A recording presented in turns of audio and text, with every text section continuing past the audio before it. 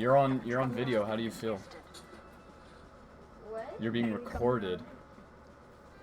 I don't know what I want to be.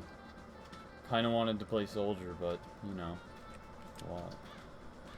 No. Yep. He found me. Well, better get started then. So, I guess you deserve an introduction, who I am, what I want to do, the goal of this video, but you don't get one yet. So, as you can probably tell, this is a TF2 video. Probably something that has never been attempted, ever. As we all know, TF2, while being a visually silly and cartoonish game, can be one of the most competitive and intricate games out there. It has a lot under the hood, and that's a good thing. The game is much more balanced than other games on the market today, especially in the FPS genre. It is not the most balanced, though. I'd say that CSGO, due to how its mini-economy system functions and the fact that every weapon is technically available to every player from the get-go. If TF2 were to adopt a system like this solely for competitive, it would be interesting to see how the community would react. The economy of the game itself may even completely change, like the metal and hats economy, but I'm going to move on from that because that's a video within itself. So I'd like to talk about Valve's recent interest in the game. As of the past few years, Valve has really ignored TF2 in favor of games like CSGO and Dota 2, and who can blame them? TF2 is an aging game that had seemed to be running its course. The new rise in popularity was probably unexpected. The shift of new blood entering the game has created what quite a few more prominent community members are calling a renaissance. I don't think it's a renaissance, but more of a gaming community hunger. Now, to explain that, many games in recent years have followed this trend, this cookie-cutter trend of being very gritty, hardcore military shooters, and because of how oversaturated the market has become with these over the recent years, an FPS like TF2 is a breath of fun, fresh air. Now, with Overwatch on the horizon, and that game gaining a huge fan base, even attracting TF2 players looking for something new, with Blizzard almost aggressively going after TF2 players before it's even released, mind you. It's no surprise that Valve is seemingly dropping everything to save a possibly huge pool of income, and a relatively reliable one as years have proven. Unfortunately, it may be too little, too late. I feel as though TF2 is not going to be worked on because a group at Valve are truly passionate about the game at the moment. I feel that this attention is all a desperate attempt to keep players and finally live up to a lot of past promises. Without a true passion, it may feel that a lot of this new content coming up is just automated. It's this automatic feel from Valve that also may cause them to merely do what they must to salvage a cash cow, really. And not to say that they don't have people who are probably passionate about the game, but at the moment, I don't think that people are working on it because of that. So, let me get one thing clear though. I love TF2.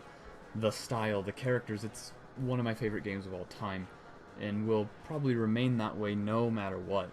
It is the game that got me into PC gaming. It showed me the lighter and fun side to FPS games, and it was something that I was desperately looking for.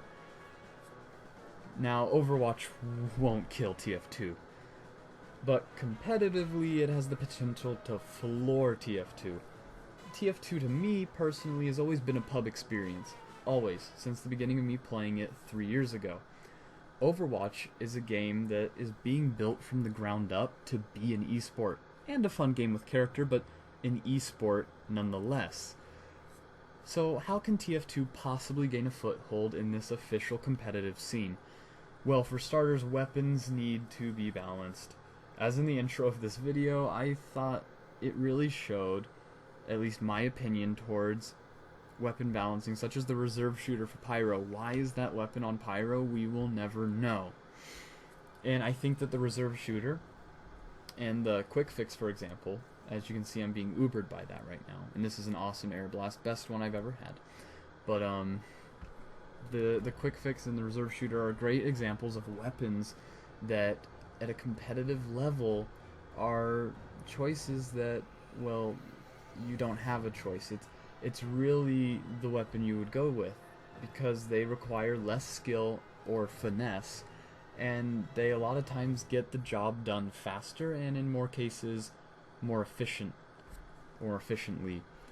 I think that 6's is great, but that 9v9 is more fun to watch and has a representation of all the classes. I think that it truly shows the team in Team Fortress. 6's without restrictions or proper balancing is a bit of a mess. 9's are always a bit more chaotic, but they always have more counterbalancing. For example, the quick fix. It's an obvious choice in 6's, especially with a coordinated team. But in 9's, it really allows its ups and downs to shine, especially compared to the stock. You have less overheal, which means that snipers are a bit more of a problem and something you definitely have to look out for as the other classes, even with a full overheal from the quick fix. But you can be healed more, and you get uber charge faster, and while the uber charge isn't as strong as a normal uber, it can definitely be one that turns the tide, and the amount of them that you get and the amount of healing output that you have can be used to about as effective as the stock. Just different play style. While in 6's, it really gives you that mobility and just healing output. And how many snipers do you see in 6's consistently? Because you see them every once in a while, but I don't see them all the time. Example of movement right here. Medic was able to just jump up right here with me and the other soldier. That's extreme mobility. Normally the medic would have to go all the way around rather than take this shortcut. But the quick fix allows that, and that's awesome. It's more options in the game. Now, another note that I want to hit for this is, or on this video, is that the game really needs a graphical upgrade. Now, looking at this game now, it still looks great. It's actually really good looking by today's standards compared to a lot of games that have been released that aren't necessarily AAA titles. Now, it is starting to age though, especially in the animations. And it is nice that as of today, actually, or yesterday, it is midnight, but it's nice that Valve have implemented the SV Pure 1 to allow animation overhauls for the classes, but I think it would be nicer if Valve would actually reach out to these community creators and full-on help create new animations, or implement these animation overhauls into the base game. And I think it could really make the game just look nicer, especially when people from the outside are looking into the game. And I think that this is something that TF2 needs. Also, a port to Source 2 couldn't hurt. I don't know about everyone else, but I'm personally just pretty sick of seeing these eldritch horrors with 4 or 5 weapons sticking out of them. It's weird. And the actual game HUD could also be improved. Most people use custom HUDs, and there's a reason for that. Now, the community surrounding a game has a lot to do with how well it survives, and this is something I also want to touch on. The amount of people I see in pubs who flat out yell, the people in matchmaking who flat out yell, at new players who are new to at least competitive even, who just yell at these new players, it sickens me. I find myself telling that person to be quiet, to go away, and then I tend to talk with this new player like a community member that wants to see the game grow and gain a bigger, I guess, fan base, a player base. I want the game to become a favorite of others. I want other people to possibly fall in love with the game I've fallen in love with. And that's really how we should all look at it, right? Now, on this last note here, I would like to mention SFM. SFM is amazing. The fact that Valve has released so much for public use is beautiful. With this freedom, though, comes a price. It comes some issues. Not every SFM is great, which is fine. Not every SFM dances the line between funny and serious like the ones Valve has made. Some are flat out silly, but still great. The problem with that, however, is that an outside potential player sees the game, and that's their first experience with the game. These very strange SFM and Gmod animations that have very little to do with the actual game itself. Overwatch, on the other hand, has its creativity within the hands of its creators, and it will most likely stay that way and constantly dance the line between seriousness and fun very well, as seen by the 2 amazing videos that Blizzard has put out recently. I love those videos. They're really cool. They get me pumped for that game. End to end, these are both amazing games.